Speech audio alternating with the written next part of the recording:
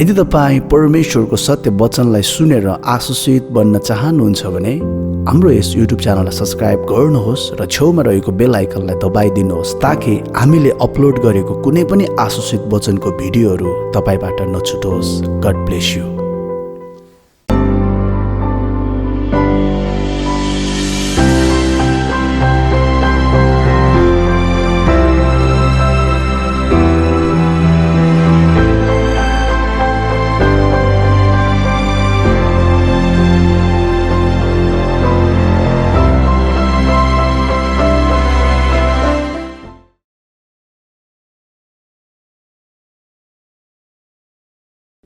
Hello सबलाई जय मसीह। तपाईँ जतिजना हामीलाई हेर्दै हुनुहुन्छ आउनुहोस् सँगै मिलेर यसुलाई उचालौँ, यसुलाई महिमित पारौँ। तपाईँ जुन स्थानमा हुनुहुन्छ अहिले, जुन अवस्थामा हुनुहुन्छ अहिले, आउनुहोस् यसुलाई महिमित पारौँ, यसुको नाउँको हामी चर्चा गरौँ। आजको सेवा सङ्गति हामी सुरुको प्रार्थना गरेर हामी सुरु गर्नेछौँ। पिता, हामी धन्यवाद दिन्छौँ तपाईँलाई, तपाईँको जीवित उपस्थितिको लागि। हामीलाई सुरुदेखि अन्त्यसम्म तपाईँले सहायता गर्नुहोस्। म धन्यवाद दिन्छु तपाईँलाई, यो इन्टरनेटको लागि धन्यवाद दिन्छु। अनि जतिजनाले हामीलाई हेर्दै हुनुहुन्छ उहाँको जीवनमा, उहाँको परिवारमा, उहाँको ठाउँमा म आशिष बोल्दछु, तपाईँको जीवित उपस्थिति बोल्दछु। अनि तपाईँ उचालिनुहोस्। धन्यवाद दिन्छु। आजको सङ्गतिबाट तपाईँ मात्र राज्य यसो उचालिनु भएको सबै महिमा हामी तपाईँलाई दिन्छौँ। बाँकी रहलपहल समय तपाईँको हातमा राख्छौँ। प्रभु येशू ख्रीष्टको उच्च अनि पवित्र नाउँमा, आमेन। हुन्छ, यसुलाई महिमा। तपाईँको जीवनमा कति डर चिन्ता फिक्री छ भने म विश्वास गर्छु आजको आराधनाबाट तपाईँले छुटकारा पाउँदै हुनुहुन्छ। केही गीतहरू गाउँदै हामी यसुलाई उच्च पार्नेछौँ। स्तुति गर्दछौँ,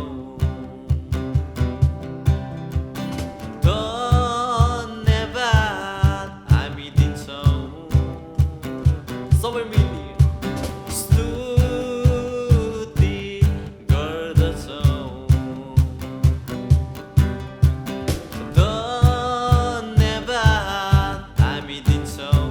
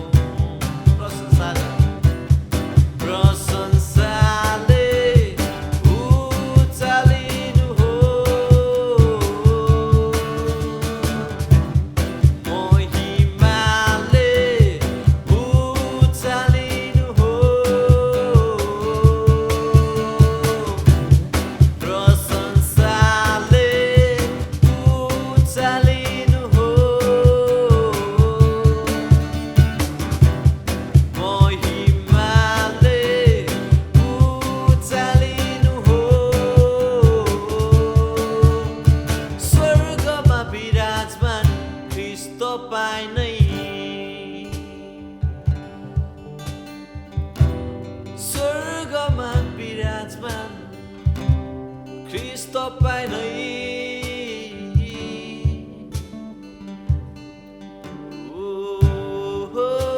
येशू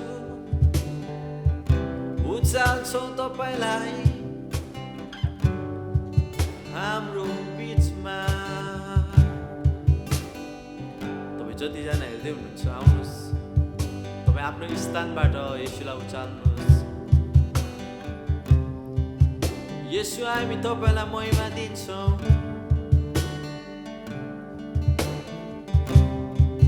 तपाईँ मात्र राजा येशू उच्च प्रशंसाको उच्च आराधनाको योग्य येशू महिमा दिन्छौँ तपाईलाई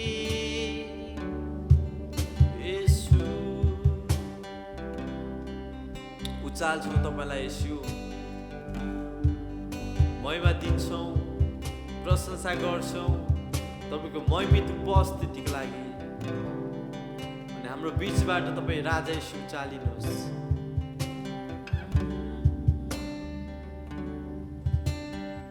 तपाईँ मेरो येशू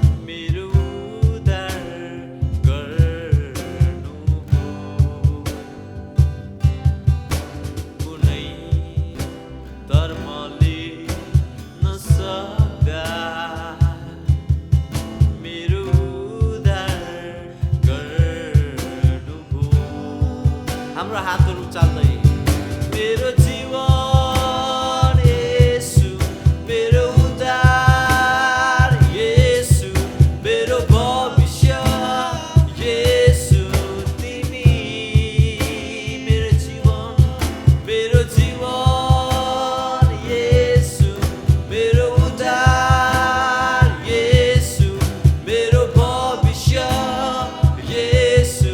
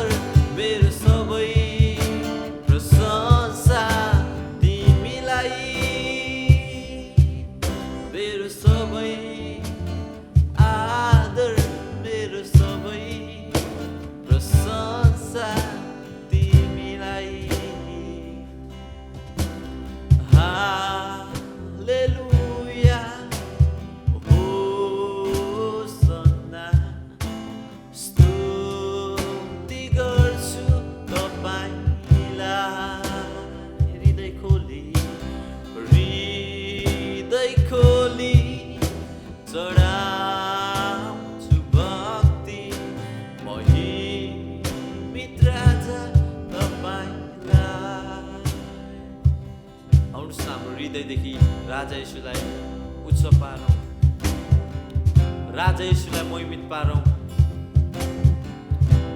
तपाईको बीचबाट उहाँलाई उच्च पार्नुहोस्। उहाँको धार्मिकताको हामी बखान गर्छौँ, उहाँको सुन्दरताको हामी वर्णन गर्छौँ।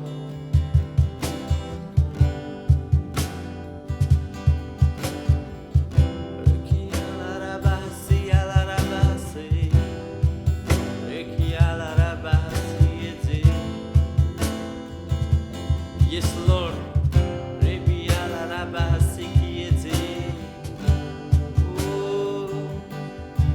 विश्वास गर्छौँ तपाईँ मेरो जीवन, मेरो भविष्य तपाईँ, मेरो उद्धार, मेरो सृष्टिकर्ता तपाईँ, मलाई जीवन दिने, मलाई मुक्ति दिने येशू तपाईँ,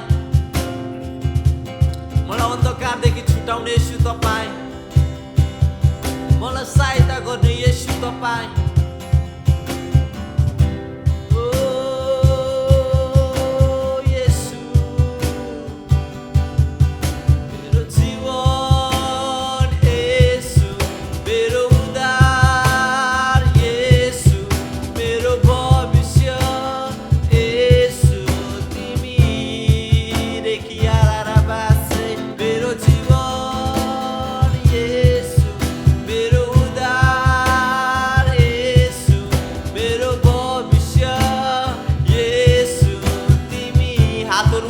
घोषणा गर्दै बन्नेछौ, मेरो जीवन येशू, मेरो उद्धार येशू, मेरो भविष्य येशू तिमी,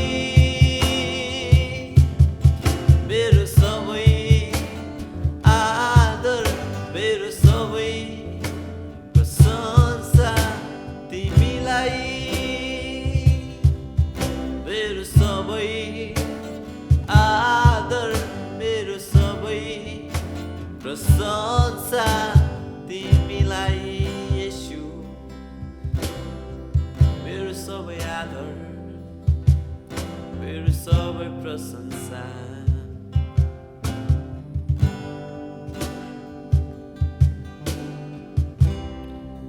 येशू तपाईले मात्र मलाई जान्नुहुन्छ, मलाई बुझ्नुहुन्छ।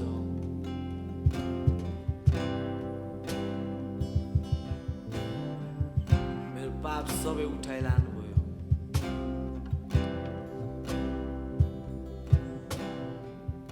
तपाईँ निर्दोष भएर पनि येशू मेरो निम्ति दोषी बन्नुभयो। येशू महिमा दिन्छु, प्रशंसा गर्छु येशू।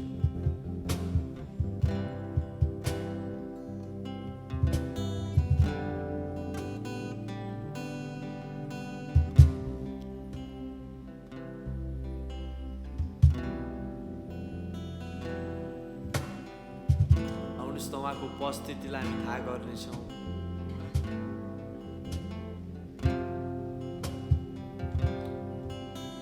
तपाईँ र मेरो निम्ति प्रभु येशू मर्नुभयो,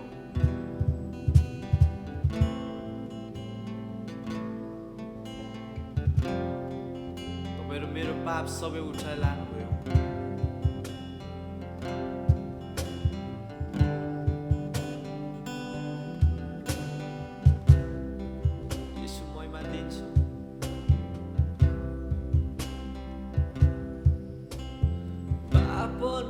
चिन्नुहुने उहाँ पाप बन्नुभयो, धनी भएर पनि उहाँ गरिब बन्नुभयो। पाप नचिन्नुहुने उहाँ पाप बन्नुभयो, धनी भएर पनि उहाँ गरिब बन्नुभयो। सबै मिली पाप नचिन्नुहुने उहाँ पाप बन्नुभयो, धनी भएर पनि उहाँ गरिब बन्नुभयो। निर्दोष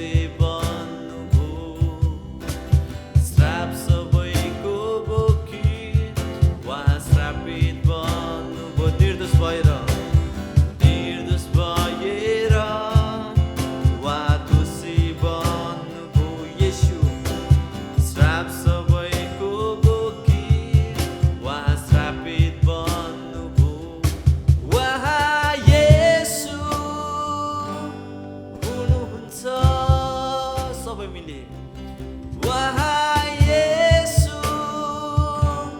हुनुहुन्छ उहाँ येशू हुनुहुन्छ उहाँ येशू हुनुहुन्छ पाप नचिन्नुहुने मेरो निम्ति पाप बन्नुभयो धनी भएर पनि यसो तपाईँ मेरो निम्ति गरिब बन्नुभयो यसो निर्दोष भएर तपाईँ दोषी बन्नुभयो श्राप सबैको बोकी तपाईँ श्रापित बन्नुभयो यसो निर्दोष भएर दोषी बन्नुभयो श्राप सबैको बोकी तपाईँ श्रापित बन्नुभयो उहाँ येशू हुनुहुन्छ उहाँ येशू हुनुहुन्छ उहाँ येशू हुनुहुन्छ उहाँ येशू हुनुहुन्छ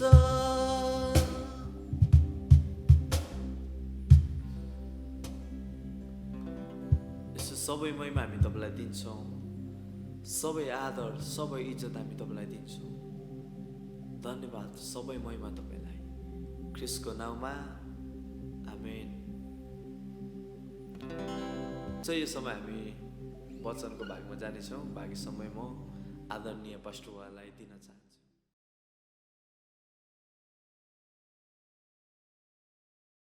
जय मसी म पास्टर जेम्स तामाङ तपाईँलाई हाम्रो आजको यो अनलाइन सर्भिसमा म हृदयबाट नै स्वागत गर्दछु तपाईँ जुन जुन ठाउँबाट हामीलाई हेर्दै हुनुहुन्छ अथवा हामीसँग आफ्नो सहभागिता जनाउनु भएको छ तपाईँलाई हृदयबाट नै धन्यवाद दिन चाहन्छु अनि स्वागत पनि गर्न चाहन्छु हाम्रो चाहना र प्रार्थना यही छ कि तपाईँ आशीषित हुनुभएको होस् हामी ढिलो नगरिकन आजको वचनको सेवाकायमा हामी जानेछौँ आजको वचन चाहिँ मैले समृद्धि हाम्रो निम्ति परमेश्वरको इच्छा चाहिँ समृद्धि हो अनि यो समृद्धि हामीले हाम्रो जीवनमा कसरी प्राप्त गर्ने यो विषयमा आजको वचनबाट हामी सुन्नेछौँ सिक्नेछौँ एकदमै आशीषित वचन रहेको छ अनि म यो विश्वास गर्छु प्रार्थना गर्छु यो वचनलाई सुनेर तपाईँ आशीषित हुनुहुनेछ हामी ढिलो नगरिकन वचनको सेवाकायमा जानेछौँ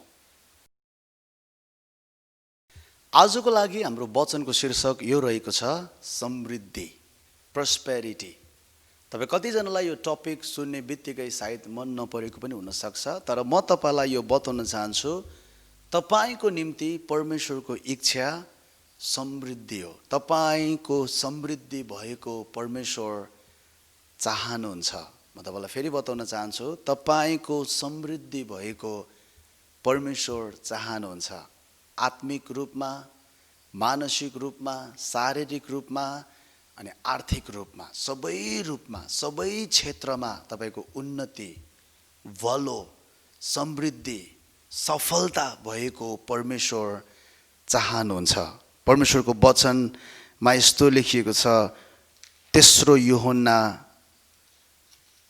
को पहिलो अध्यायको 2 पदमा प्रिय मित्र म प्रार्थना गर्दछु कि सबै कुरामा तिम्रो भलो होस् र तिम्रो स्वास्थ्य ठिक रहोस् तिम्रो आत्मिक जीवन ठिक छ भन्ने म जान्दछु परमेश्वरको वचनले भन्छ सबै कुरामा तिम्रो भलो होस् तिम्रो स्वास्थ्य ठिक रहोस् तिम्रो आत्मिक जीवन ठिक छ भन्ने म जान्दछु वास्तवमा सबै क्षेत्र खाली आत्मिक क्षेत्र मात्रै होइन खाली शारीरिक क्षेत्र मात्रै होइन वास्तवमा सबै क्षेत्र यहाँनिर सबै कुरामा तिम्रो भलो होस् भनेर लेखिएको छ इङ्ग्लिस बाइबलमा चाहिँ प्रस्पर भन्ने वर्ड युज गरिएको छ त्यसको मतलब के हो भने सबै कुरामा तिम्रो समृद्धि होस् सबै कुरामा तिम्रो उन्नति होस्। प्रिय, म तपाईँलाई बताउन चाहन्छु, तपाईँको जीवनको सबै क्षेत्रमा तपाईँको वृद्धि भएको, समृद्धि भएको, उन्नति भएको अनि प्रगति भएको परमेश्वर चाहनुहुन्छ। आज ख्रीष्ट येशूद्वारा भएर परमेश्वरलाई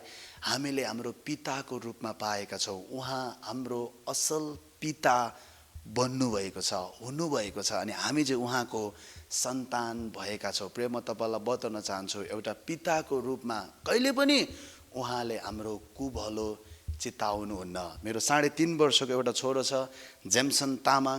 म उसको लागि जहिले पनि असल सोच्दछु, उसको असल भएको मलाई मनपर्छ, उसको भविष्य, उसको जिन्दगी राम्रो होस् भन्ने नै म चाहन्छु, प्रार्थना गर्छु, प्रयास म त्यही गर्छु। किनकि एउटा बुवा भएर सोच्दाखेरि उसको लागि म कहिले पनि नराम्रो सोच्दिनँ, म जहिले पनि राम्रो सोच्छु। किनकि एउटा पिताको हृदय आफ्नो सन्तानप्रति त्यस्तो हुन्छ। प्रिय, म तपाईँलाई बताउन चाहन्छु, म एउटा बुवा भएको कारणले गर्दाखेरि मेरो छोराको निम्ति म असल सोच्दछु भने मभन्दा 1000 गुणा असल बुवा हाम्रो परमेश्वर हुनुहुन्छ।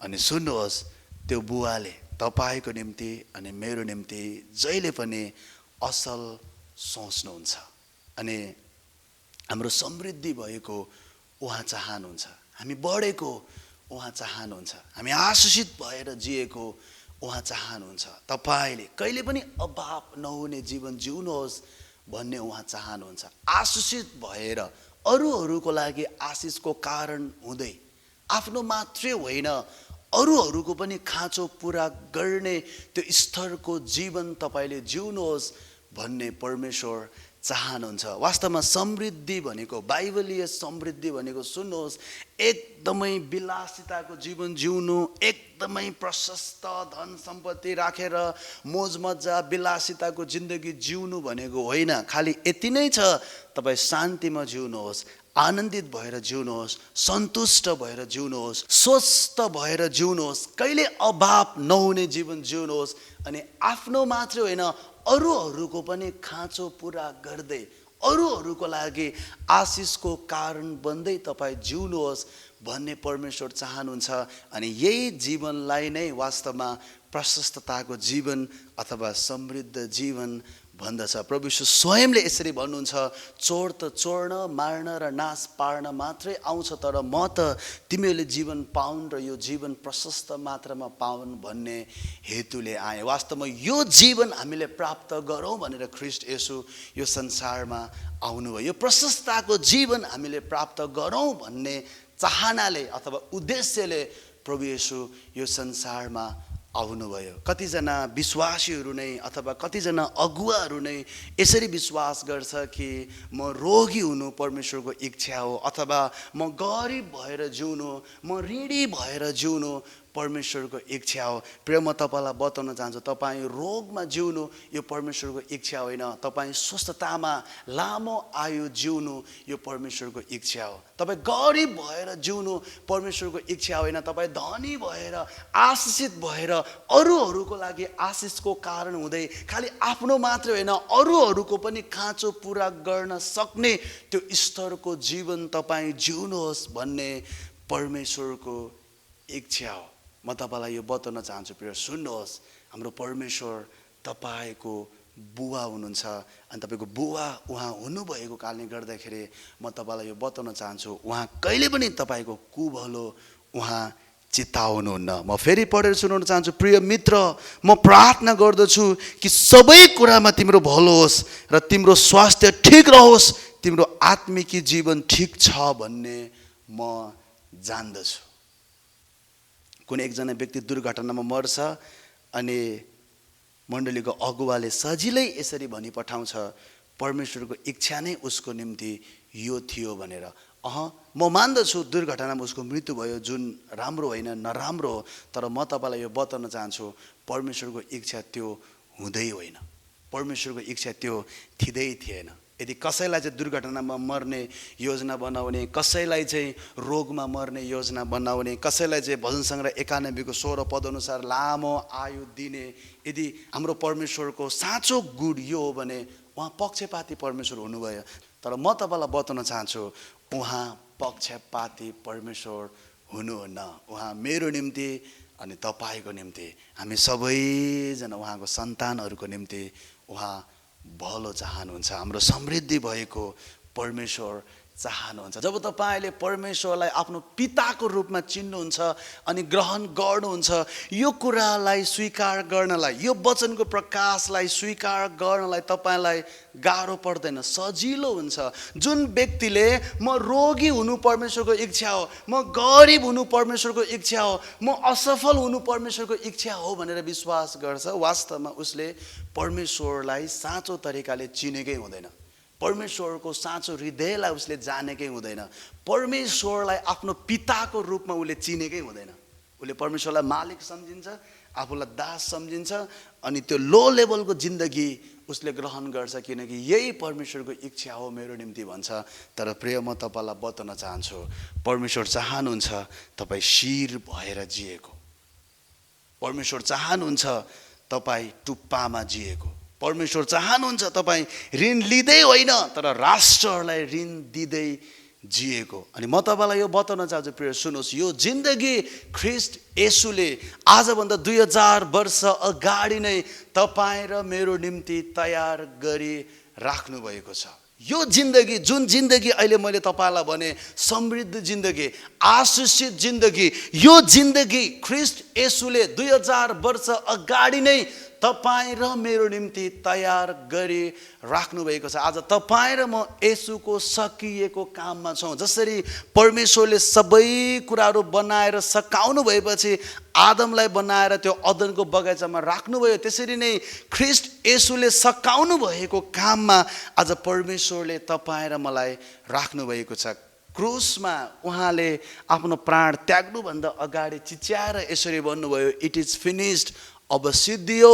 यसको मतलब के हो भने येशूले काम सिद्धाइसक्नु भएको छ, येशूले दाम चुकाइसक्नु भएको छ। प्रियहरू, आज तपाईँ र म येशूको सकिएको काममा छौँ। जुन आशिषको जीवनको कुरा मैले गरेँ, जुन प्रशस्तताको जीवनको कुरा मैले गरेँ, जुन समृद्ध जीवनको कुरा मैले गरेँ, ओहो परमेश्वर चाहनुहुन्छ यो प्रकारको आशिषित र समृद्ध जीवन मैले जिएको, त्यसो भए खै त यो जीवन मेरो निम्ति। प्रिय, म तपाईँलाई बताउन चाहन्छु, यो जीवन तपाईँको निम्ति तयार छ। 2000 वर्ष अगाडि नै ख्रिस्ट येशूले यो जिन्दगी तपाईँको निम्ति अनि मेरो निम्ति तयार गरिराख्नु भएको छ। परमेश्वरले ख्रिस्ट येशूद्वारा भएर आत्मिक आयाममा यी सबै आशिषहरू उपलब्ध गराइदिनु भएको छ। अब ती आशिषहरूलाई शारीरिक आयाममा ल्याउने काम चाहिँ तपाईँको अनि मेरो, तपाईँको निम्ति पनि यो आशिष उपलब्ध छ, मेरो निम्ति पनि यो आशिष उपलब्ध छ। ख्रिस्ट येशूलाई ग्रहण गर्ने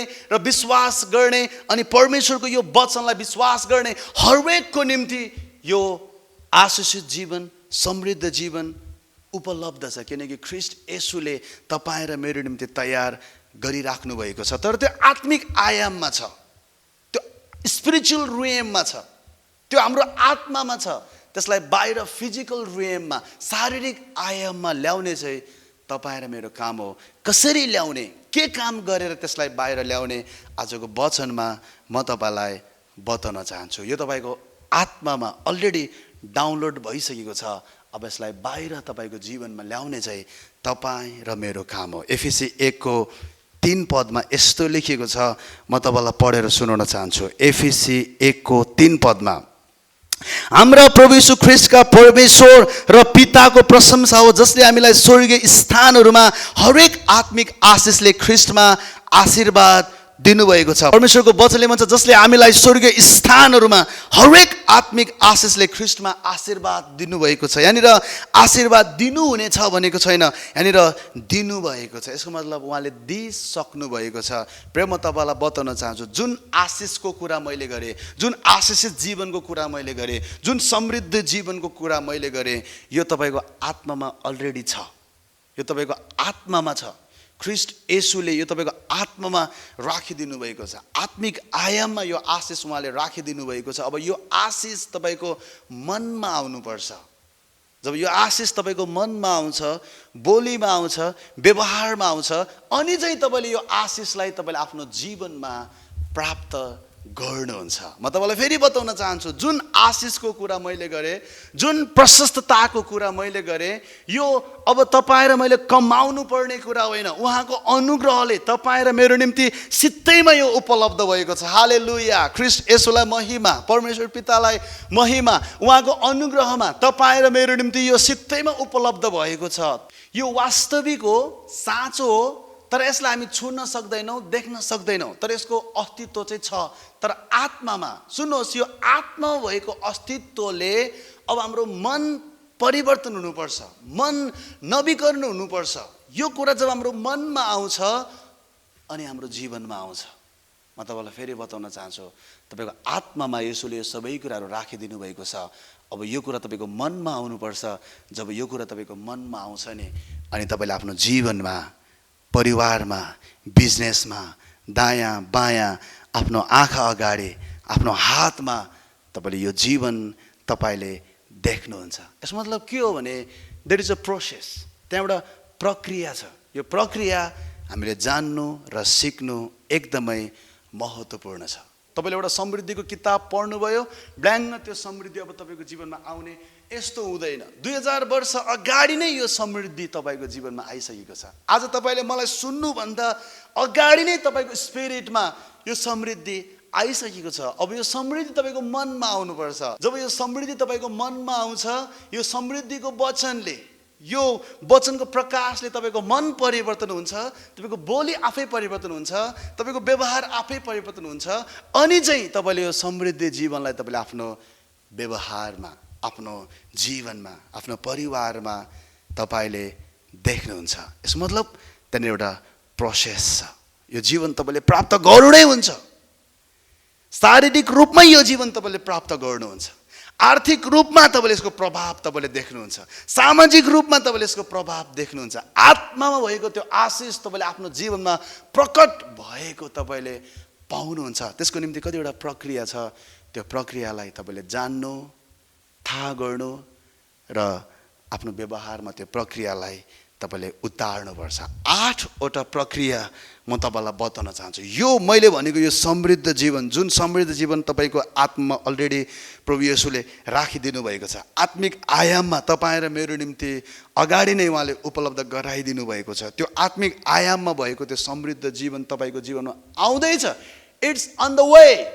तपाईँको जीवनमा आउनको लागि आतुर छ, आउँदैछ, आउने नै छ। तर यो प्रक्रियालाई तपाईँले ठिकसँगले जान्नु र व्यवहारमा उतार्नु पर्दछ। म तपाईँलाई 8वटा प्रक्रियाहरू सर र छोटकरीमा बताउन चाहन्छु। तपाईँले नोट लेख्न सक्नुहुन्छ।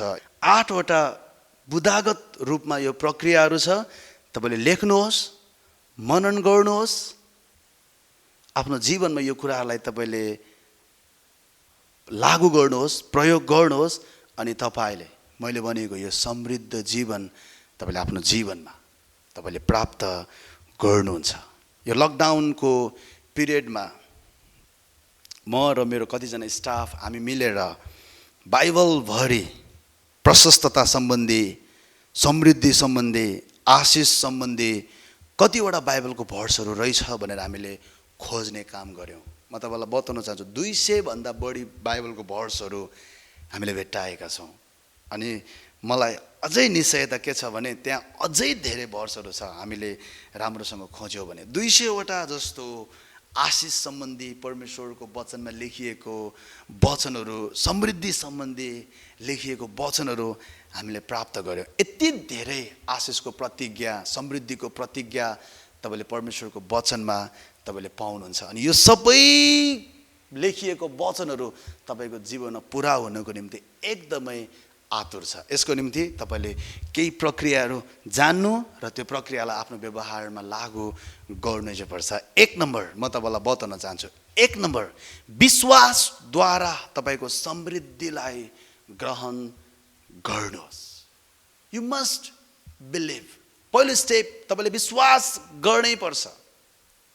तपाईँ हृदयमा चाहिँ म गरिब हुनु परमेश्वरको इच्छा भन्ने सोच्नुहुन्छ, म रोगमा जिउनु परमेश्वरको इच्छा भन्ने सोच्नुहुन्छ, मेरो प्रगति कहिल्यै हुँदैन भन्ने तपाईँ विश्वास गर्नुहुन्छ, अनि साँच्चैकै जीवनमा चाहिँ भइदिए हुन्थ्यो भन्ने तपाईँ चाहना राख्नुहुन्छ भने तपाईँ जस्तो मूर्ख कोही पनि हुँदैन। तपाईँ साँच्चै आफ्नो जीवनमा यो समृद्ध जीवन तपाईँ चाहनुहुन्छ भने फर्स्ट तपाईँले विश्वास गर्नुपर्छ ख्रिस्टले दाम चुकाउनु भएको छ। ख्रिस्ट येशूद्वारा भएर 2000 वर्ष अगाडि नै परमेश्वरले यो समृद्ध जीवन, यो प्रशस्तताको जीवन, यो आशीषित जीवन उहाँले मेरो निम्ति तयार गर्नुभएको छ भनेर तपाईँले विश्वास गर्नुपर्छ। यो वचनले, यो वचनको प्रकाशले तपाईँले आफ्नो मनलाई परिवर्तन गर्नु र नवीकरण गर्नु एकदमै महत्त्वपूर्ण छ।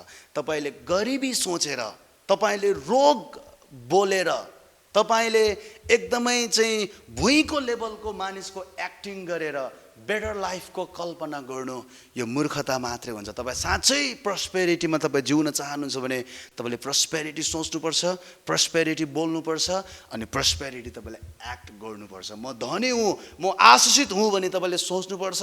म धनी छु, म आशीषित हुँ भन्ने नै तपाईँले बोल्नुपर्छ अनि म धनी हुँ, म आशीषित छु झै नै तपाईँ हिँड्नुपर्छ। म तपाईँलाई फेरि बताउन चाहन्छु, प्रिय सुन्नुहोस्, तपाईँले जे विश्वास गर्नुहुन्छ यो जीवनमा तपाईँले त्यही नै प्राप्त गर्नुहुन्छ। जस्तो तपाईँले विश्वास गर्दै हुनुहुन्छ त्यस्तै नतिजा नै तपाईँले आफ्नो जीवनमा प्राप्त गर्नुहुन्छ। त्यो भएको कारणले गर्दाखेरि मैले जुन समृद्धिको कुरा गरेँ, जुन आशीषित जीवनको कुरा गरेँ, जुन प्रशस्तताको जीवनको कुरा मैले गरेँ, यो जीवन तपाईँ साँच्चै प्राप्त गर्न चाहनुहुन्छ अथवा जिउन चाहनुहुन्छ भने पहिलो नम्बर तपाईँको निम्ति यो जीवन उपलब्ध छ। तपाईँको जीवनमा यी कुराहरू प्रकट हुन आउँदैछ, प्रकट हुनेवालामा छ। तर सुन्नुहोस्, यदि साँच्चै नै प्रकट भएको तपाईँ चाहनुहुन्छ भने एक नम्बर विश्वासद्वारा तपाईँले आफ्नो समृद्धिलाई ग्रहण गर्नुपर्छ। आज विश्वास गर्नुहोस् ख्रिस्ट येशूद्वारा भएर यो जीवन मैले प्राप्त गरेको छु। यो समृद्धिको जीवन म भित्र छ, यो आशीषित जीवन म भित्र छ, कहिले अभाव नहुने यो जीवन म भित्र छ, अरूको लागि आशीष भएर जिउन सक्ने यो लेभलको जीवन म भित्र छ। ख्रिस्ट येशूले मेरो निम्ति तयार गर्नुभएको छ। म धनी छु, म आशीषित छु, म स्वस्थ छु, म शान्तिमा छु, म आनन्दित छु, म सन्तुष्ट छु। तपाईँले विश्वास गर्नुपर्छ। जस्तोसुकै होस् तपाईँको अहिलेको अवस्था र परिस्थिति, विश्वास गर्नुहोस् ख्रिस्टले दाम चुकाउनु भएको छ अनि परमेश्वर नै तपाईँको स्रोत हुनुहुन्छ। सुन्नुहोस्, वास्तविक समृद्धि चाहिँ परमेश्वर तपाईँको स्रोत हुनुहुन्छ। यही नै हो वास्तविक समृद्धि। वास्तविक समृद्धि चाहिँ परमेश्वर तपाईँको साथमा हुनुहुन्छ। यही नै हो वास्तविक समृद्धि। वास्तविक समृद्धिको जीवन चाहिँ विश्वासले जिउनु हो। जस्तोसुकै होस् तपाईँको अवस्था र परिस्थिति, विश्वास गर्नुहोस् तपाईँ समृद्ध हुनुहुन्छ भनेर। दुई नम्बर, समृद्धि किन र के को लागि बुझ्नुहोस्। हो, यो जीवन ख्रिस्टले तपाईँको निम्ति तयार गर्नुभएको छ। यो जीवन तपाईँले प्राप्त गर्नुभन्दा अगाडि यो जीवन किन र के को लागि तपाईँले बुझ्नुहोस्। म तपाईँलाई बताउन चाहन्छु, यो जीवन चाहिँ हामी एकदमै देखावटी जीवन जिउनको लागि, विलासिताको जीवन जिउनको लागि, एकदमै चाहिँ मोज मजाको जीवन जिउनको लागि होइन, हुँदै होइन। यो जीवन चाहिँ म तपाईँलाई बताउन चाहन्छु परमेश्वरको राज्य ल्याउनको लागि, अरूहरूको लागि आशिषको कारण भएर जिउनको लागि, अरूहरूको खाँचो पुरा गर्दै, अरूहरूप्रति परमेश्वरको प्रेम छर्दै, परमेश्वरको नामको वर्णन गर्दै जिउनको लागि हो। परमेश्वरको वचनले यसरी भन्छ, दोस्रो कोरिन्थी 9:8 परमेश्वरले तिमीहरूलाई हरेक आशिष प्रशस्त मात्रामा दिन सक्नुहुन्छ ताकि तिमीहरूसित सधैँ नै हरेक कुरा प्रशस्त होस् र हरेक असल कामको निम्ति तिमीहरूले प्रशस्त मात्रामा दिन सक। किन हामीसँग प्रशस्त होस् भन्ने परमेश्वर चाहनुहुन्छ, किन हामी स्वस्थ हौँ भन्ने परमेश्वर चाहनुहुन्छ, किन हामी कहिले अभावमा नजिउँ भन्ने परमेश्वर चाहनुहुन्छ, किनकि हामीले उहाँको राज्य विस्तार गर्नु छ, हामीले उहाँको नाउँको बढाइ गर्नु छ, हामीले उहाँको प्रेम छर्नु छ, उहाँको नाउँको खातिर अरूहरूको लागि आशिष भएर हामी जिउनु छ। हरेक असल कामको निम्ति प्रशस्त मात्रामा दिँदै प्रभु येशूको नाउँमा परमेश्वरको प्रेमको खातिर यी कामहरू गर्दै हामी जिउनु छ। अनि यो समृद्ध जीवन चाहिँ वास्तवमा हाम्रो लागि होइन, यो समृद्ध जीवन चाहिँ वास्तवमा परमेश्वरको लागि हो। यदि तपाईँ स्वस्थ हुनुहुन्न भने, यदि तपाईँ शान्तिमा हुनुहुन्न भने, यदि तपाईँ आफै ऋणमा हुनुहुन्छ भने, आफै खाँचोमा हुनुहुन्छ भने, आफै समस्यामा हुनुहुन्छ भने तपाईँले अरू मानिसको लागि आशिष बन्न सक्नुहुन्न, अरूहरूको खाँचो पुरा गर्न सक्नुहुन्न, अरूहरूलाई परमेश्वरको बारेमा बताउन सक्नुहुन्न, अनि अरूहरूलाई परमेश्वरको प्रेम दिन पनि सक्नुहुन्न, परमेश्वरको गवाही बाँड्न पनि सक्नुहुन्न।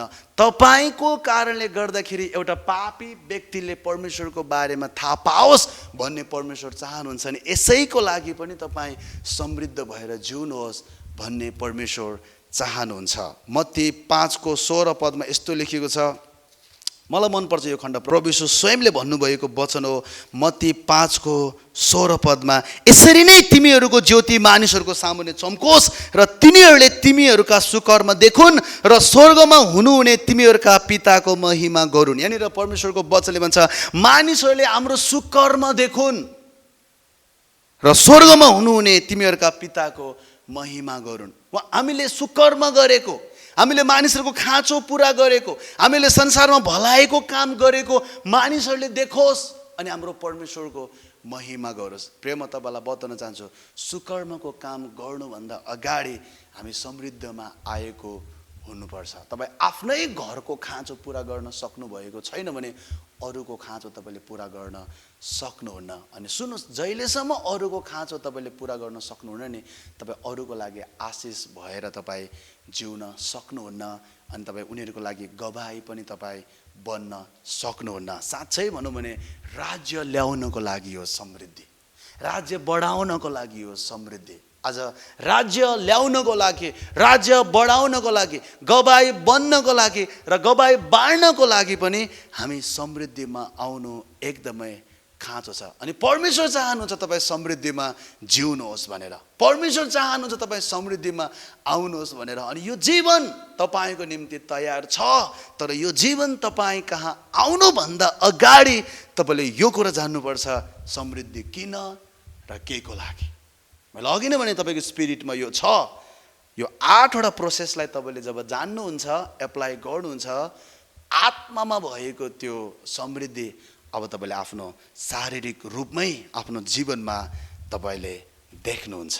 तेस्रो पोइन्ट यो बताउन चाहन्छु, आफ्नो वर्तमान अवस्था र परिस्थितिलाई हेरेर गनगन नगर्नुहोस्। कसैले यसरी भनेको मैले सुनेको छु, गनले भन्दा गनगनले छिटो मार्छ भनेर।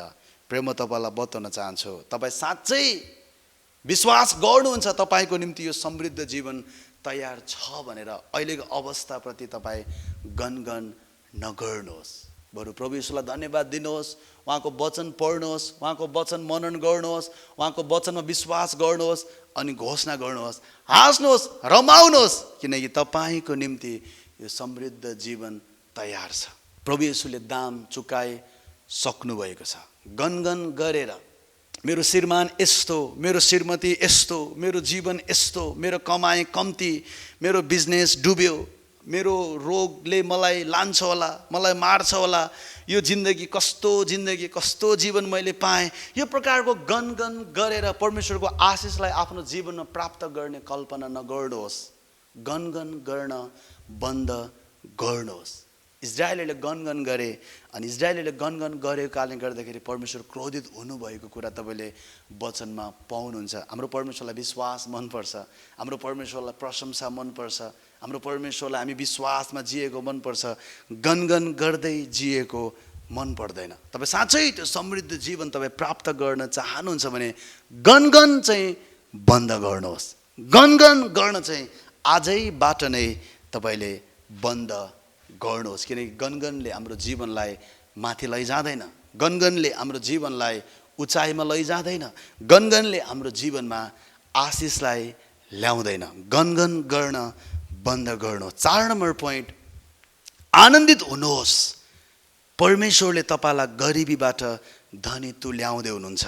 परमेश्वरले तपाईँलाई गरिबीको बन्धनबाट बाहिर निकाल्दै हुनुहुन्छ, ऋणको बन्धनबाट बाहिर निकाल्दै हुनुहुन्छ, श्रापको त्यो बन्धनबाट बाहिर निकाल्दै हुनुहुन्छ। यो जानेर, किनकि आज हामीले कुरा गर्दैछौँ यो समृद्ध जीवन हाम्रो निम्ति तयार छ, अनि यो समृद्ध जीवन हामी प्राप्त गर्दैछौँ। यो प्राप्त गर्नुभन्दा अगाडिको प्रोसेसको कुरा हामी गर्दैछौँ। प्रिय म तपाईँलाई बताउन चाहन्छु, आनन्दित हुन सिक्नुहोस्। जब तपाईँ आनन्दित हुनुहुन्छ नि, त्यो आनन्दित चाहिँ वास्तवमा तपाईँको विश्वासको असर हो।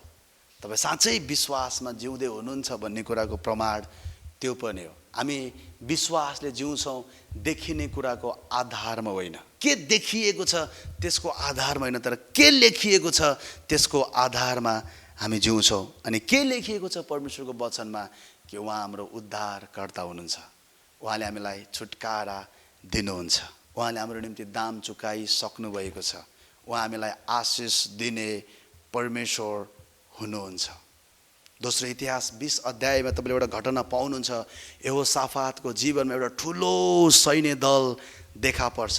3वटा जाति एकैचोटि मिलेर यहोसाफातसँग लडाइँ गर्नको लागि आइरहेको हुन्छ। त्यस्तो गाह्रो परिस्थितिको बिचमा भने जब उनीहरूले प्रार्थना गर्छ, परमेश्वरको वचन उनीहरूले प्राप्त गर्छ कि विजय तिमीहरूको नै हो भनेर, जब त्यति वचन यहोसाफातले प्राप्त गर्छ, तपाईँले त्यो घटनामा तपाईँले हेर्नुभयो भने यहोसाफातले त्यहाँनिर प्रशंसा गर्न सुरु गरेको छ, परमेश्वरको प्रशंसा गर्न सुरु गरेको छ। प्रशंसा भन्नुको मतलब चाहिँ ऊ आनन्दित भए। अब उनले डराउन छोडिदिए, चिन्ता गर्न छोडिदिए, शङ्का गर्न छोडिदिए। अब उनले विजयमा विश्वास गरे, विजयी हुने कुरामा विश्वास गरे अनि प्रशंसा गरे, आनन्दित भए। अनि म तपाईँलाई बताउन चाहन्छु, अन्ततः त्यति ठुलो सैन्य दल उनको जीवनमा देखा परेको अवस्थामा पनि यहोसाफात विजयी भएको कुरा तपाईँले वचनमा पाउनुहुन्छ। परमेश्वरको वचन र उहाँको प्रतिज्ञालाई मनन गर्नुहोस्, मुखबाट घोषणा गर्नुहोस्, चर्को चर्को स्वरमा घोषणा गर्नुहोस् अनि आनन्दित हुनुहोस्, यो जानेर कि परमेश्वरले तपाईँको जीवनमा समृद्धि ल्याउँदै हुनुहुन्छ, परमेश्वरले तपाईँलाई गरिबीबाट धनी तुल्याउँदै हुनुहुन्छ, परमेश्वरले तपाईँलाई त्यो भुइँको जीवनबाट माथि उठाउँदै हुनुहुन्छ। 5 नम्बर पोइन्ट म तपाईँलाई यो बताउन चाहन्छु, दिनहरू खराब हुँदा हरेस नखानुहोस्। प्रोसेसमा तपाईँलाई गाह्रो हुन सक्छ। तपाईँले वचनमा सुन्नुभयो, वचनमा पढ्नुभयो, तपाईँको निम्ति असल प्रतिज्ञाहरू गरिएको छ, असल कुराहरू लेखिएको छ, तर तपाईँले सोचेको जस्तो, विश्वास गरेको जस्तो भएन भनेर, गाह्रो दिनहरू आयो भनेर, खराब दिनहरू आयो भनेर हरेस नखानुहोस्, हिम्मत नहार्नुहोस्। म तपाईँलाई बताउन चाहन्छु, तपाईँले हिम्मत हार्नु भएन भने, हरेस खानु भएन भने अवश्य पनि परमेश्वरले तपाईँको निम्ति राखिदिनु भएको त्यो उत्तम थोकहरूलाई तपाईँले अनुभव गर्नु नै हुनेछ। म तपाईँलाई बताउन चाहन्छु, गाह्रो समस्याले ठुलो आशिषलाई तपाईँको जीवनमा प्रकट गराउँदछ, ल्याउँदछ। यदि तपाईँको जीवनमा आउन लागेको आशिष ठुलो छ भने नसोच्नुहोस् सजिलै यो आशिष तपाईँको जीवनमा देखा पर्छ भनेर। अवश्य पनि तपाईँले गाह्रो परिस्थितिबाट भएर, खराब दिनहरूबाट भएर, गाह्रो दिनहरूबाट भएर तपाईँ जानुपर्ने हुन्छ। स्ट्यान्ड हुनुहोस्, स्थिर हुनुहोस्, हरेस नखानुहोस्, निरन्तर अगाडि बढ्ने हिम्मत जुटाउनुहोस्, अगाडि बढ्नुहोस्। परमेश्वरले राखिदिनु भएको त्यो असल कुरालाई, उत्तम कुरालाई तपाईँले भेट्नु नै हुनेछ। दाउदले यसरी भने, मृत्युको अन्धकारमय घाँटी भएर जानु परे तापनि म कुनै खतरादेखि डराउने छैन, किनकि तपाईँ मेरो साथमा हुनुहुन्छ। त्यो गाह्रो परिस्थितिको बिचमा पनि परमेश्वर तपाईँसँगै हुनुहुन्छ भन्ने कुरालाई याद गर्नुहोस् अनि नडराउनुहोस्, अगाडि बढ्नुहोस्। त्यो खराब दिनहरूको बिचमा पनि परमेश्वरले तपाईँलाई छोड्नु भएको छैन भन्ने कुरालाई याद गर्नुहोस् अनि अगाडि बढ्नुहोस्। जब तपाईँ अगाडि बढ्नुहुन्छ नि, अगाडि चाहिँ तपाईँको निम्ति परमेश्वरले राखिदिनु भएको त्यो उत्तम आशिषको पहाडलाई तपाईँले भेट्नुहुन्छ। वास्तवमा त्यो उत्तम थोकसँग तपाईँको भेट नहोस् भनेर नै शैतानले विभिन्न पहाडहरू, गाह्रो कुराहरू तपाईँको अगाडि ल्याउँदछ। यदि हामीले हिम्मत हार्यौँ भने, हामी पछाडि फर्क्यौँ भने, पछाडि हेऱ्यौँ भने, हरेस खायौँ भने त्यो उत्तम कुरालाई हामीले नभेट्न पनि सक्छौँ। तर निडर भएर अझै पनि परमेश्वर मेरो साथमा हुनुहुन्छ, परमेश्वरले नै मलाई यहाँसम्म ल्याउनु भयो, परमेश्वरले नै मलाई यहाँबाट अगाडि लैजानुहुन्छ भन्ने विश्वासको साथमा तपाईँ अगाडि बढ्नुभयो भने म तपाईँलाई बताउन चाहन्छु, एफिसी 1:3 लेखिएको त्यो आशिष, दोस्रो कोरिन्थी 9:8 लेखिएको त्यो आशिष, यूहन्ना 10:10 लेखिएको त्यो प्रशस्तताको जीवन, तेस्रो यूहन्ना 2 लेखिएको त्यो समृद्धिको वचनको प्रतिज्ञा तपाईँले आफ्नो जीवनमा प्राप्त गर्नु नै हुन्छ। जब एउटा गर्भवती महिलालाई एकदमै धेरै गाह्रो हुन्छ अनि चाहिँ उनको जीवनमा ठुलो आशिषको जन्म हुन्छ। त्यो पीडा जब उसलाई हुँदैन, गाह्रो अवस्थाबाट भएर ऊ जानु पर्दैन, उनको कोखमा त्यो आशिष नआउन पनि सक्छ, तर त्यो आशिष उनको कोखमा, उनको काखमा, उनको हातमा त्यो आशिष आउनको लागि ऊ त्यो प्रसव वेदना भएर सहनै नसक्ने किसिमको त्यो पीडाबाट भएर ऊ जानुपर्छ। हो, त्यो पीडाबाट भएर ऊ जानुपर्छ, तर त्यो पीडाबाट भएर जाँदाखेरि नै उनको परिवारमा, उनको काखमा त्यो आशिषको जन्म हुन्छ। पहिलो सामुएल 30 अध्यायमा तपाईँले हेर्नुभयो भने दाउदको जीवनमा यस्तो वज्रपात भएको थियो। उनी रुदा रुदा रुदा रुदा फेरि रुनको लागि उसँग शक्ति पनि थिएन, त्यस्तो अवस्थामा ऊ पुगेको थियो। र पनि उसले अन्तिम अवस्थामा फेरि एकचोटि परमेश्वरको वचनबाट उनले आफैलाई बल दिए, आफैलाई उत्साह दिए अनि उनको शत्रुहरूसँग केही छिन अगाडि उनले सबै कुरा सक्यो। अब यति ठुलो वज्रपात मेरो जीवनमा आइपर्यो भन्ने सोचेको थियो। फेरि एकैछिनमा उनले परमेश्वरबाट जब बल प्राप्त गरे, म फेरि एकचोटि गएर लड्छु भन्ने उनले सोचे, ठाने अनि गएर लडे। म तपाईँलाई बताउन चाहन्छु, उनले त्यतिखेर गिभअप गर्न पनि सक्थे, हरेस खान पनि सक्थे, सबै कुरा छोडिदिन पनि सक्थे, तर उनले छोडेनन्। फेरि एकचोटि प्रयास गरिहेरे।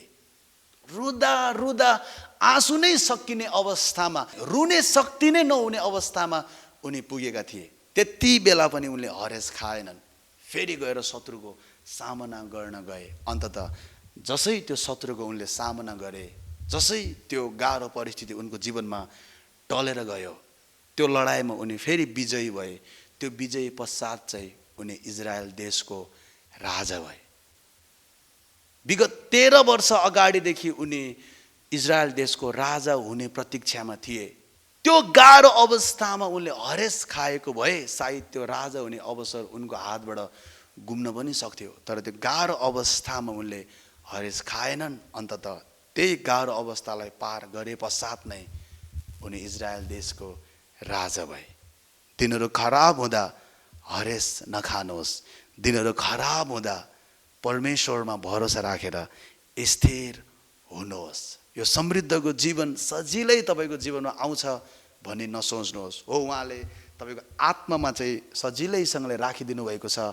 अब यो बाहिर निकाल्ने चाहिँ तपाईँ र मेरो काम हो। यो आशिष बाहिर निस्किँदै गर्दाखेरि कतिवटा बाधाहरू, परीक्षाहरू आउन सक्छ। हरेस नखानुहोस्। यो तपाईँको, तपाईँले प्राप्त गर्नु नै हुन्छ। शैतानले छेक्न खोज्छ, रोक्न खोज्छ। सामना गर्नुहोस्, नडराउनुहोस्, अगाडि बढ्नुहोस्, तपाईँले भेट्नु नै हुन्छ। 6 नम्बर पोइन्ट एकदमै महत्त्वपूर्ण छ। जसै तपाईँ प्रगतिको मार्गमा अगाडि बढ्नुहुन्छ, समृद्धिको मार्गमा अगाडि बढ्नुहुन्छ, आफ्नो विश्वासमा अगाडि बढ्नुहुन्छ, कुरा काट्ने र आलोचना गर्नेहरू तपाईँले धेरै भेट्नुहुन्छ।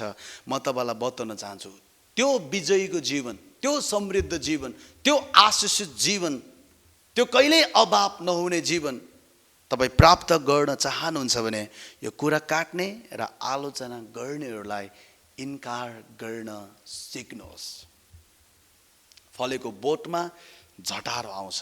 सेम त्यसरी नै जब तपाईँ, त्यसरी नै यो वचनको प्रकाशले जब तपाईँ आफ्नो माइन्ड परिवर्तन गरेर आफ्नो परिस्थितिहरूसँग लड्दै तपाईँ त्यो समृद्ध जीवन प्राप्त गर्ने यात्रामा अगाडि बढ्नुहुन्छ, यो सुन्ने, देख्ने, थाहा पाउने मान्छेहरूले तपाईँको कुरा काट्न सक्छ, आलोचना गर्न सक्छ, खिल्ली उडाउन सक्छ, गिल्ला गर्न सक्छ। म तपाईँलाई बताउन चाहन्छु, यी सबै मानिसहरूको मुख लाग्न थाल्नुभयो, यी सबै मानिसहरूको जवाफ दिन थाल्नुभयो, यी सबै मानिसहरूलाई प्रतिक्रिया दिन थाल्नुभयो, अथवा यी सबै कुराहरूमा ध्यान लगाउन थाल्नुभयो भने यो जीवन प्राप्त गर्नबाट तपाईँ वञ्चित हुन पनि सक्नुहुन्छ। त्यो भएको कारणले गर्दाखेरि म तपाईँलाई बताउन चाहन्छु, कुरा काट्ने र आलोचना गर्नेहरूलाई तपाईँले इन्कार गर्नुहोस्। जब गोल्यातसँग लड्ने विषयमा दाउद सोच्दै मात्रै थिए, उनको दाजुले आएर उनलाई गाली गरेको कुरा तपाईँले वचनमा पाउनुहुन्छ। पहिलो सामुएल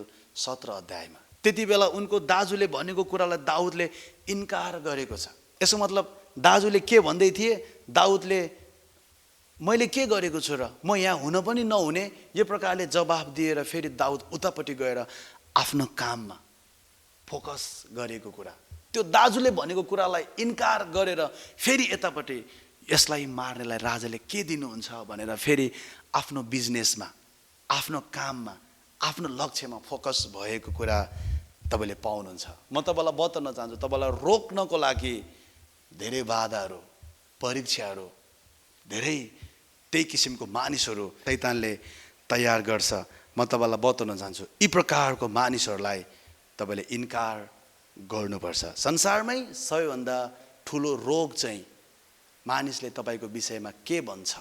धेरै मानिसहरू जीवनमा असफल हुनुको एउटा कारण चाहिँ मानिसहरूले मेरो बारेमा के भन्छ। तपाईँ आफू ठिक हुनुहोस्, असल हुनुहोस्, आफ्नो काममा अगाडि बढ्नुहोस्, मानिसले के भन्छ भन्ने कुरामा ध्यान नदिनुहोस्। प्राय यस्तो मानिसहरूले जीवनमा कहिल्यै प्रगति गर्दैन।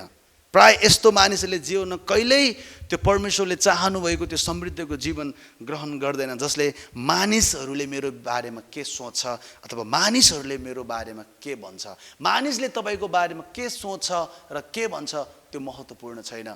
परमेश्वरले र उहाँको वचनले तपाईँको विषयमा के सोच्छ र के भन्छ त्यो महत्त्वपूर्ण छ। अनि सुन्नुहोस्, परमेश्वरको वचनले तपाईँको विषयमा एकदमै राम्रो कुरा भन्दछ। परमेश्वरले तपाईँको विषयमा एकदमै राम्रो कुरा सोच्नुहुन्छ। तपाईँ बहुमूल्य हुनुहुन्छ, तपाईँ उहाँको आँखाको नानी हुनुहुन्छ, तपाईँ एकदमै विशेष हुनुहुन्छ, तपाईँ उहाँको हातको रचना हुनुहुन्छ, तपाईँ आशिषित हुनुहुन्छ, तपाईँ धर्मी हुनुहुन्छ, तपाईँ क्षमा गरिनुभएको छ, तपाईँ स्वीकारिनुभएको छ, उहाँ तपाईँलाई औधी प्रेम गर्नुहुन्छ। अर्को पोइन्ट म तपाईँलाई यो बताउन चाहन्छु, सन्तुष्ट रहनुहोस् र आफूलाई कहिले पनि अरूसँग तुलना नगर्नुहोस्। तपाईँ यो समृद्ध जीवन प्राप्त गर्न जाँदै हुनुहुन्छ, तपाईँको जीवनमा यो समृद्ध जीवन देखा पर्न जाँदैछ, तर म तपाईँलाई बताउन चाहन्छु, समृद्ध जीवन भनेको वास्तवमा सन्तुष्ट भएर जिउनु पनि हो। त्यो भएको कारणले गर्दाखेरि अहिले तपाईँसँग जे छ, जति छ, जस्तो छ, त्यसमै सन्तुष्ट रहन सिक्नुहोस्। तर त्यसैमा तपाईँ सेटल हुनुहोस्, त्यतिमै चाहिँ आफूलाई राख्नुहोस् भनेको होइन। तपाईँ अगाडि बढ्दै हुनुहुन्छ, अगाडि जाँदै हुनुहुन्छ, माथि बढ्दै हुनुहुन्छ, समृद्धिमा बढ्दै हुनुहुन्छ, अरू क्षेत्रमा तपाईँ बढ्दै हुनुहुन्छ। तर अहिले जस्तो अवस्था तपाईँको छ नि, यो जानेर परमेश्वरले मेरो जीवनमा विशाल कुराहरू ल्याउँदै हुनुहुन्छ भन्ने जानेर अहिलेको अवस्थामा पनि तपाईँले सन्तुष्ट रहन सिक्नुहोस्। उहाँसँग अनुग्रह मागेर अनि आफूलाई कहिले पनि अरूसँग तुलना नगर्नुहोस्। मेरो साथीहरूले यो गरिसक्यो, फलानुले यो गरिसक्यो, फलानुको छोराछोरीले यो गरिसक्यो, फलानुको बुवा यस्तो, फलानुको आमा यस्तो, मेरो आमा यस्तो, मेरो श्रीमती यस्तो, मेरो श्रीमान यस्तो। आफैलाई अरूसँग तुलना गर्न बन्द गर्नुहोस्। असन्तुष्ट रहने अनि आफूलाई अरूसँग तुलना गर्ने यो बानीले परमेश्वरको आशिष तपाईँको जीवनमा आउन रोक्दछ। तपाईँलाई थाहा हुनुपर्छ परमेश्वर तपाईँको साथमा हुनुहुन्छ। तपाईँलाई थाहा हुनुपर्छ ख्रीष्ट येशू नै तपाईँको सन्तुष्टि हुनुहुन्छ। तपाईँलाई थाहा हुनुपर्छ परमेश्वरले तपाईँको जीवनमा यो समृद्धि, यो आशिष, यो प्रशस्तता ल्याउँदै हुनुहुन्छ। यो जानेर तपाईँको अहिलेको लो लेभलको जिन्दगी भोलि एउटा गवाई बन्नेवालामा छ। त्यो भएको कारणले गर्दाखेरि गनगन गर्ने, हरेस खाने होइन, सन्तुष्ट रहन सिक्नुहोस्। किनकि तपाईँ सधैँ त्यो लेभलमा तपाईँ जिउनुहुन्न हो। आज तपाईँ गरिबीमा हुनुहुन्छ होला, तपाईँ सधैँ त्यो गरिबीमा जिउनको लागि होइन, छिट्टै तपाईँले त्यो गरिबी छोड्दै हुनुहुन्छ। हाँस्नुहोस् अनि त्यहीँ सन्तुष्ट रहन सिक्नुहोस्। तर आफैलाई अरूसँग तुलना नगर्नुहोस्। अरूसँग तुलना गरेर छिट्टो धनी हुने, छिट्टो सफल हुने, छिट्टो उचाइमा पुग्ने यो गल्ती नगर्नुहोस्। जहाँ हुनुहुन्छ सन्तुष्ट रहन सिक्नुहोस्, आफैलाई अरूसँग तुलना नगर्नुहोस्। यो कुरा जान्नुहोस् परमेश्वरले तपाईँको जीवनमा विशाल कुराहरू ल्याउँदै हुनुहुन्छ। अन्तिम पोइन्ट, तर एकदमै महत्त्वपूर्ण पोइन्ट म तपाईँलाई बताउन चाहन्छु, धैर्य गर्नुहोस् र लगनशील हुनुहोस्। फेरि बताउन चाहन्छु, धैर्य गर्नुहोस् भनेको पर्खिन सिक्नुहोस् हो। तपाईँको आत्मामा भएको त्यो प्रशस्तताको जीवन, समृद्ध जीवन, आशिषित जीवन, विजयी जीवन जब तपाईँको मनमा आउँछ, यो कुराले जब तपाईँको मन नवीकरण हुन्छ, तपाईँको बोली परिवर्तन हुन्छ, तपाईँको व्यवहार परिवर्तन हुन्छ, तपाईँले आफ्नो जीवनमा त्यो कुरालाई आत्मामा भएको त्यो आशिषलाई, प्रशस्ततालाई तपाईँले आफ्नो जीवनमा देख्नु नै हुनेछ। एफिसी 1:3 भनेको त्यो आत्मिक आयाममा भएको त्यो आत्मिक आशिषहरूलाई तपाईँले शारीरिक आशिषको रूपमा तपाईँले देख्नु नै हुनेछ। तर सुन्नुहोस्, म तपाईँलाई बताउन चाहन्छु, हतार नगर्नुहोस्, पर्खिनुहोस्। अनि अघिल्लो हप्ताको वचनमा भने चाहिँ त्यो पर्खिने दौरानमा खाली हात, टाइम वेस्ट गर्दै, सुतेर, चिन्ता गर्दै, डुलेर आफ्नो समय बर्बाद नगर्नुहोस्। हो, परमेश्वरले त्यो विशाल कुरा तपाईँको जीवनमा ल्याउँदै हुनुहुन्छ, यो जानेर धैर्य गर्नुहोस्। अनि धैर्य गर्दै पर्खिने क्रममा खाली हात पनि नबस्नुहोस्, किनकि केही नगरिकन खाली हात बसेको खास परमेश्वरलाई मन पर्दैन। किनकि केही नगरिकन खाली हात बस्नुले त्यो आशिषलाई हाम्रो जीवनमा प्रकट हुनुबाट रोक्दछ। पर्खिनुहोस्। त्यो पर्खिने दौरानमा तपाईँले जानेको, तपाईँले सकेको, तपाईँको सिप अनुसारको, दान वरदान अनुसारको, इच्छा र रुचि अनुसारको केही न केही काममा हात लगाउनुहोस्, मेहनत गर्नुहोस्, लगनशील हुनुहोस्। अनि यो कुराले तपाईँको जीवनमा त्यो समृद्धि ल्याउँदछ। धैर्य गर्नुहोस्, किनकि हतार गर्नेले बाटो बिराउँछ। धेरै मानिसहरू चाहिँ हतार गर्छ अनि बाटो बिराउँछ। हामी चाहिँ उहाँको बुद्धिमा हामी हिँड्नुपर्छ। उहाँको बुद्धिले हामीलाई धैर्य गर्न सिकाउँदछ। प्रतीक्षाको फल मिठो हुन्छ भने चाहिँ जब तपाईँले आफैलाई अरूसँग तुलना गर्नुहुन्न, हतार गर्नुहुन्न, धैर्य गर्नुहुन्छ अनि लगनशील बन्नुहुन्छ, मेहनत गर्नुहुन्छ, म तपाईँलाई बताउन चाहन्छु, ढिलो आउँछ तर कडा आउँछ। एउटा हात्तीको माउ र एउटा बिरालो सँगसँगै गर्भवती भएछ। बिरालोले केही हप्ताको बादमा सन्तान पायो। हात्तीको माउ गर्भवती अवस्थामै छ। फेरि बिरालो फेरि गर्भवती भयो। बिरालोको माउ फेरि सन्तान जन्मायो। हात्तीको माउ गर्भवती नै छ। बिरालोको माउ फेरि गर्भवती भयो। फेरि केही हप्ताको बादमा सन्तान पायो। हात्तीको माउ अझै गर्भवती नै छ। बिरालोको माउ फेरि गर्भवती भयो, फेरि सन्तान पायो। हात्तीको माउ चाहिँ अझै गर्भवती नै छ। अनि एक दिन बिरालोले हात्तीको माउलाई सोधेछ, तपाईँ र म सँगै गर्भवती भएको, मैले कतिचोटि बच्चा पाइसकेँ, तपाईँ त अझै पहिलो बच्चा पनि पाउन सक्नु भएको छैन, के हो यो तपाईँको पारा भनेर हात्तीको माउलाई सोद्धाखेरि हात्तीको माउले भनेछ, तेरो जस्तो इत्रु इत्रु जन्मिने हो र मेरो त जन्मिँदाखेरि त्यो वरिपरिको जमिन नै हल्लिने पो जन्मिँदैछ त। मसँग हिँड्दाखेरि वरिपरिको जनावरहरू डराएर भाग्ने खाले पो जन्मिँदैछ त। भन्नुको मतलब ठुलो जन्मिँदैछ। त्यो भएको कारणले गर्दाखेरि धेरै टाइम लागेको। तिम्रो सानो जन्मिने हो, त्यही भएर छिटछिटो जन्मेको। प्रिय, म तपाईँलाई बताउन चाहन्छु, तपाईँको आशिष ढिलो आउँदैछ भने, तपाईँको प्रगति ढिलो हुँदैछ भने सायद ठुलो आउँदैछ, ठुलो हुँदैछ। त्यो भएको कारणले गर्दाखेरि त्यसले समय लिएको हुनसक्छ। हतार गरेर बाटो नबिराउनुहोस्। अनि अर्को चाहिँ लगनशील हुन पनि सिक्नुहोस्। परमेश्वरको वचनले हामीलाई अल्छी हुनको लागि प्रेरणा दिँदैन। परमेश्वरको वचनले हामीलाई लगनशील हुनको लागि र मेहनती हुनको लागि प्रेरणा दिँदछ। परमेश्वरको वचनले यसरी भन्छ, हितोपदेश 12:24 लगनशील हातले शासन गर्नेछ, तर आलस्यको अन्त्य चाहिँ कमारोपन हो। धेरैजना विश्वासहरू जीवनमा सङ्घर्षरत हुनुको एउटा कारण चाहिँ उनीहरू शारीरिक रूपमा बढी भर पर्छ। आफ्नो कर्ममा, आफ्नो बलमा, आफ्नो कर्मले, आफ्नो बलले, आफ्नो बुद्धिले, आफ्नो प्रयासले त्यो सफलता प्राप्त गर्न चाहन्छ, त्यो आशिष प्राप्त गर्न चाहन्छ। अनि उनीहरू सङ्घर्षरत हुन्छ। परमेश्वरको वचनले यसरी भन्छ, शारीरिक बलमाथि भर पर्नेहरू चाहिँ श्रापित होस् भनेर। यिर्मया 17:5 तपाईँले यो कुरा पाउनुहुन्छ। कतिजना विश्वासीहरू चाहिँ यो कारणले सङ्घर्ष त हुन्छ कि उनीहरू परमेश्वरको वचनमा विश्वास चाहिँ गर्छ, प्रार्थना पनि गर्छ, घोषणा पनि गर्छ, तर काम केही गर्दैन। रात दिन विश्वास र प्रार्थना, विश्वास र प्रार्थना, विश्वास र प्रार्थना। काम गर्नु पनि राम्रो हो, विश्वास र प्रार्थना गर्नु पनि राम्रो हो, तर काम मात्रै गर्नु, विश्वास प्रार्थना नगर्नु, विश्वास र प्रार्थना गर्नु, काम नगर्नु, यो दुईटा कुरा राम्रो हो, तर छुट्टा छुट्टै गर्दाखेरि चाहिँ यो दुईटै कुराले रिजल्ट ल्याउँदैन। परमेश्वरको तरिका चाहिँ तपाईँले उहाँमा, उहाँको आशिषमा, उहाँको शक्तिमा, उहाँको वचनको प्रतिज्ञामा तपाईँले विश्वास गर्नु, उहाँमा भरोसा गर्नु। अनि मेरो निम्ति यो आशिष तयार छ, परमेश्वरले मेरो निम्ति यो आशिष तयार गर्नुभएको छ, परमेश्वरले मेरो निम्ति यो आशिष जीवन तयार गर्नुभएको छ भन्ने जानेर, किनकि त्यो आशिष त आत्मिक आयाममा हुन्छ।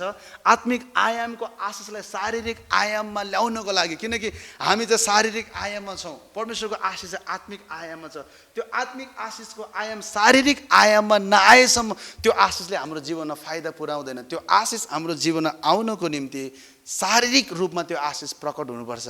शारीरिक रूपमा त्यो आशिष प्रकट हुनको लागि म तपाईँलाई बताउन चाहन्छु, सुन्नुहोस्, त्यो आशिषमा विश्वास गर्ने अनि शारीरिक आयाममै तपाईँ र मैले केही न केही चाहिँ गर्नुपर्छ। परमेश्वरको आशिष थाप्ने भण्डार हामीले बनाउनुपर्छ, परमेश्वरको आशिष पर्ने भण्डार हामीले बनाउनुपर्छ। परमेश्वरले मलाई आशिष दिनुभएको छ, मेरो निम्ति आशिष उहाँले तयार गर्नुभएको छ भनेर जब तपाईँ केही गर्नुहुन्छ, परमेश्वरले त्यहाँनिर उहाँको आशिषलाई प्रकट गराउने काम गर्नुहुन्छ, परमेश्वरले त्यहाँनिर थप्ने काम गर्नुहुन्छ, बढाउने काम गर्नुहुन्छ। तर तपाईँ केही नगरिकन बस्नुहुन्छ भने म तपाईँलाई बताउन चाहन्छु, हो तपाईँको निम्ति आशिष छ आत्मिक आयाममा, तपाईँको आत्मामा त्यो आशिष छ, तर त्यो आशिष तपाईँको शरीरमा प्रकट नहुन पनि सक्छ। त्यो आशिष शरीरमा प्रकट हुनको लागि, त्यो आशिष शारीरिक रूपमा प्रकट हुनको लागि, त्यो आशिषमा विश्वास गरेर शारीरिक रूपमै हामीले केही न केही चाहिँ गर्नुपर्छ।